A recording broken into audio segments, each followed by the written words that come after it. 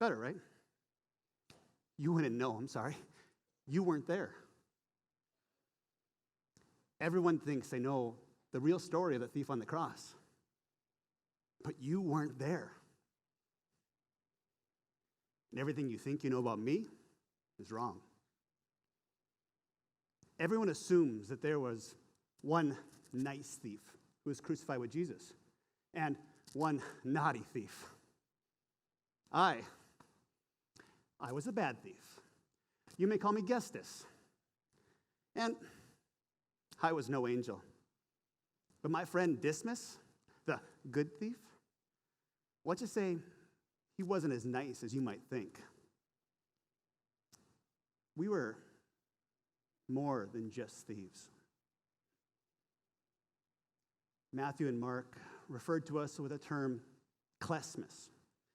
Klesmas meant both violent criminals and insurrectionists.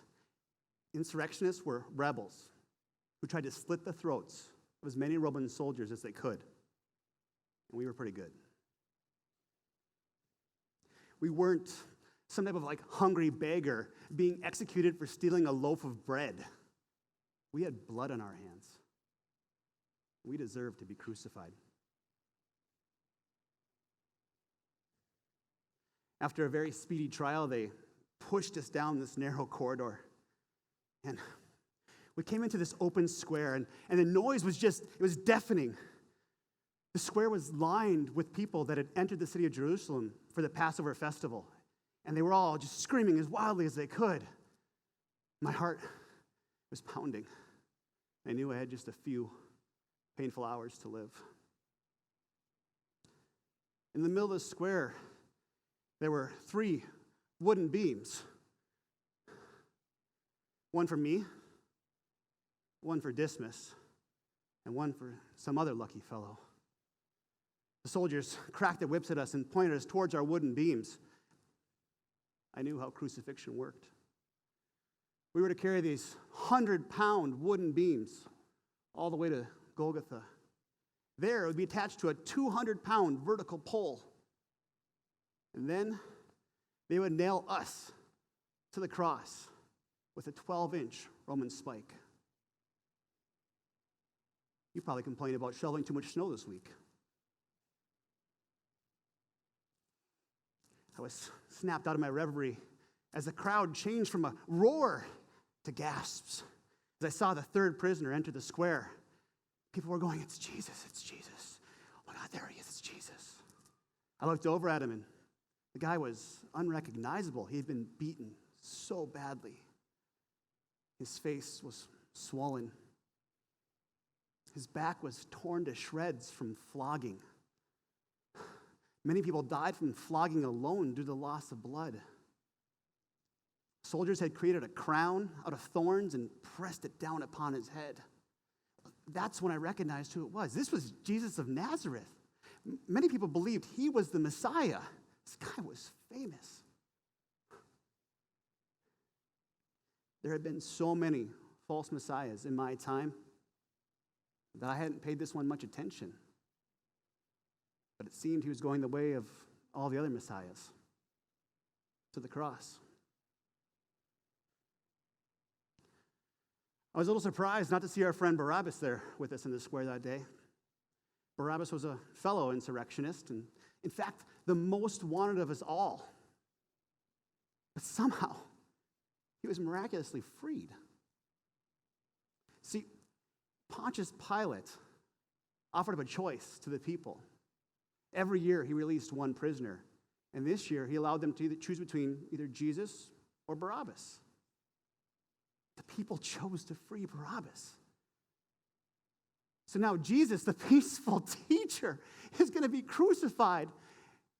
And they let the rebel, the killer Barabbas, free. Once again, the soldiers snapped their whips at us, demanding we pick up our beams. I bent down to pick it up, and I couldn't. It was impossibly heavy. There was no way I could lift this and carry it all the way to Golgotha. I looked over at Dismas and saw that he lifted up one end and put it on his shoulder and dragged the other end behind him. And so I followed suit and was able to do that. It was still tough. I thought there's no way that Jesus could do this, not in the condition that he was. But I looked over and he had it up on his shoulder. This guy was no wimp. I give him that. We made our way along down the street to Golgotha. The streets were lined with people shouting crazily at us. It was pandemonium. On the one hand, Golgotha was the last place I wanted to be. But on the other, I couldn't wait to get there. Finally, as we came into Golgotha, the soldiers there grabbed our beams from us, jeered us, taunted us, called us all sorts of names, and they attached our beams to our vertical poles. I told myself, I'm not going to cry or beg for mercy. I'm going to show these guys how tough I am. But as they pounded those inch-thick Roman spikes through our wrists, it was like hot pokers piercing through my nerves. Pain was searing. I wailed uncontrollably. It's no wonder that word, excruciating, literally means from the cross. X plus crush. Crucifixion, the worst pain you can imagine. I could tell from their shrieks that Dismas was in similar agony.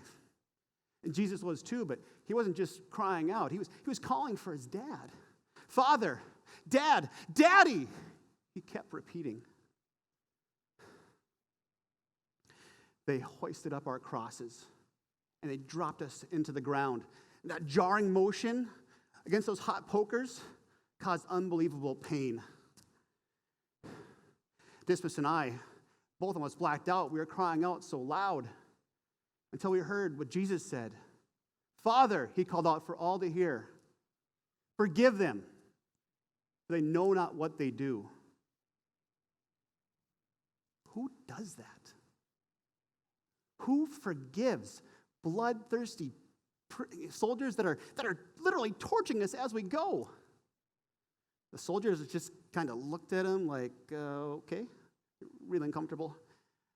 I'm over here going, that guy's losing it. No forgiveness here. None.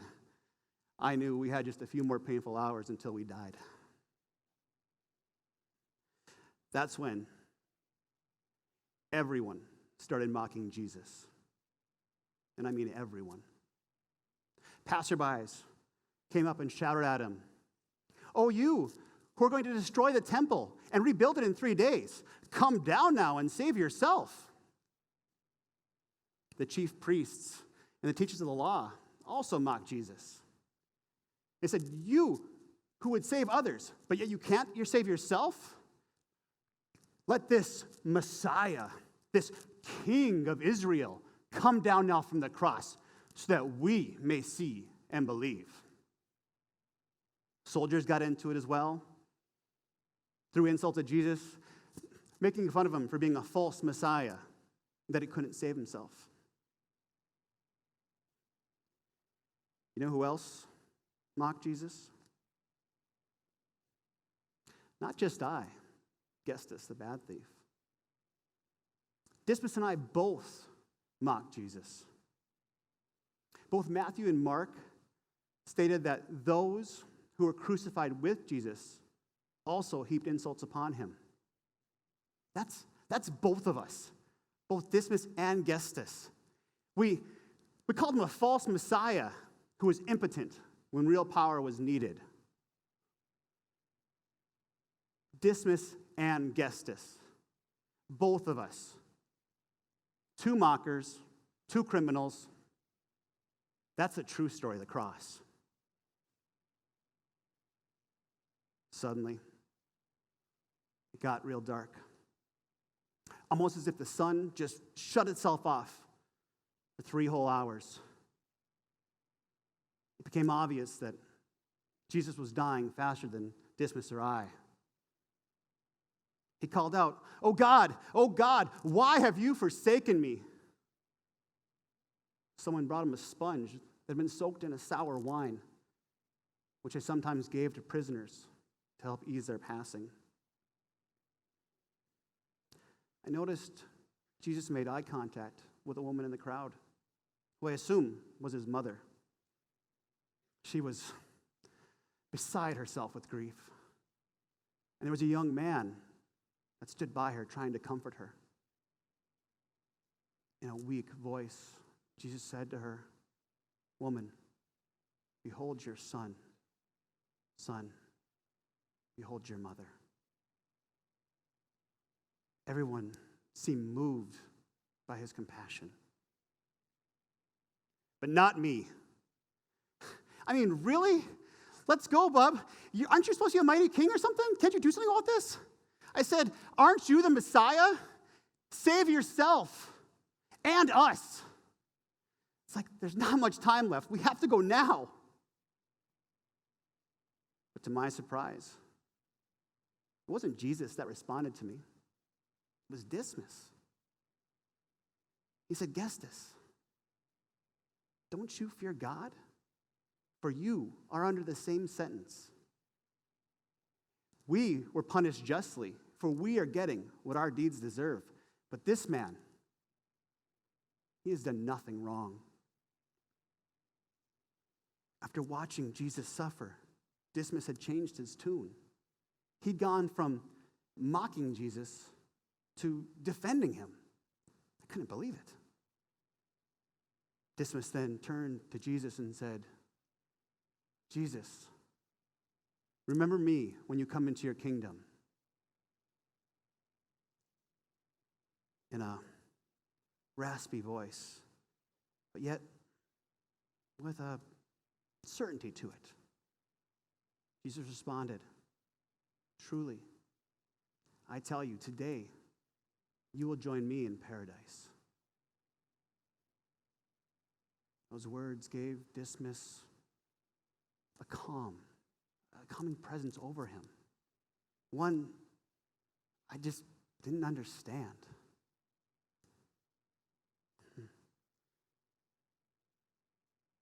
Jesus then said, "Father, into your hands I commit my spirit." He then pushed himself up on his cross, scanned the crowd, took in one final breath, and muttered, "It is finished." He fell forward with one last exhale and hung his head.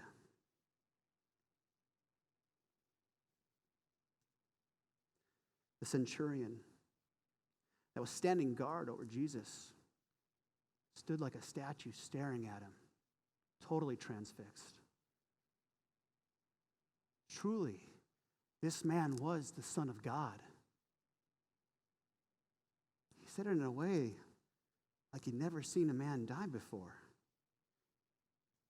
Yet he'd obviously been present at hundreds of crucifixions, but he's acting like he's never seen something like this before.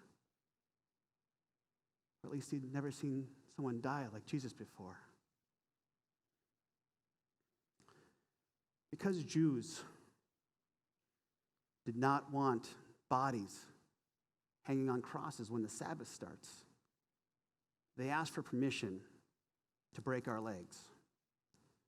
With our legs broken, we could no longer push ourselves up to inhale. We would die within minutes. A soldier walked up to Dismas first, sporting an ugly grin. As he got ready his club to swing, Dismas started panting in fear. And he turned and just stared at Jesus. As the soldier swung through and broke his leg, I heard the bone snap. I heard Dismas shriek, but he never took his eyes off Jesus. Not for 1 second. As the soldier moved to his second leg and swung again and broke that leg, Dismas could no longer push himself up and he fell forward. But he lifted his eyes and he just stared at Jesus.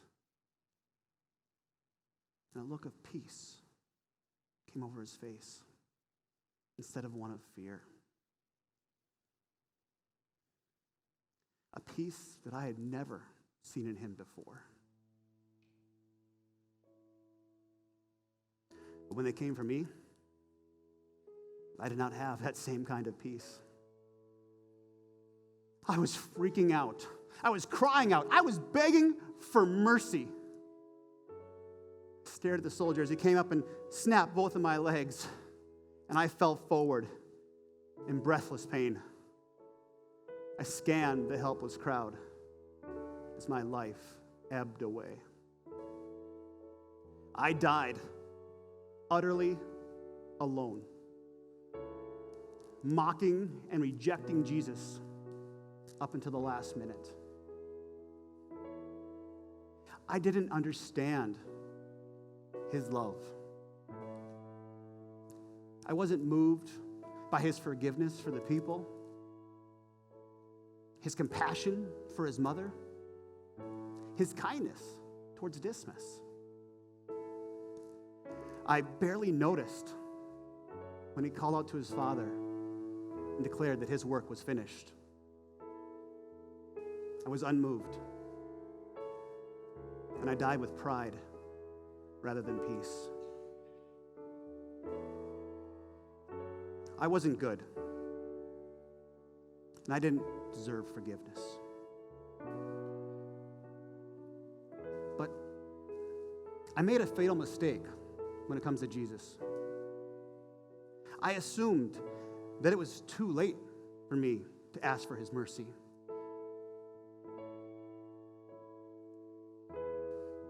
But you know what? There was no good thief on the cross. We both had blood on our hands. We both mocked Jesus.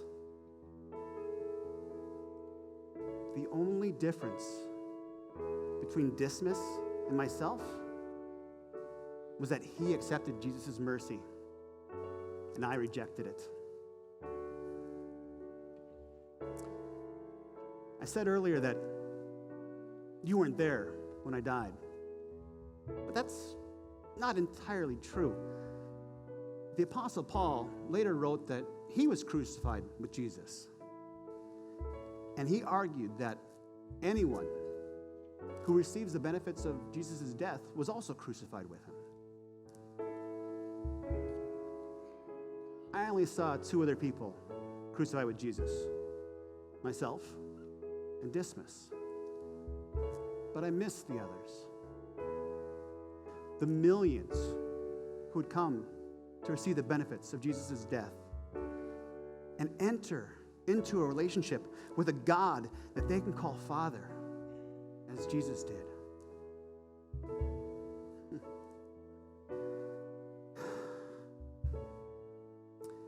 I wasn't good, and I didn't deserve his grace.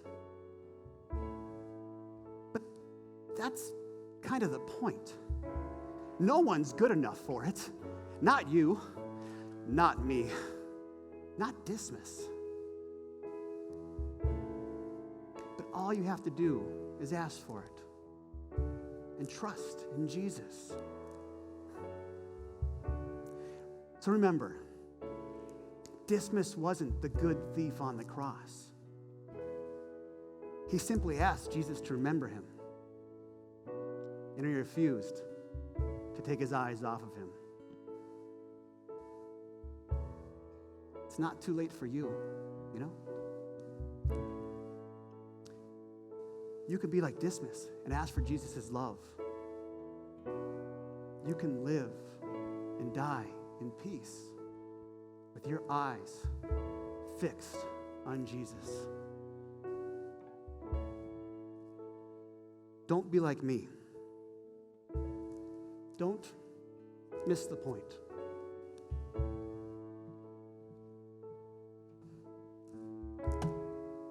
Don't miss Jesus.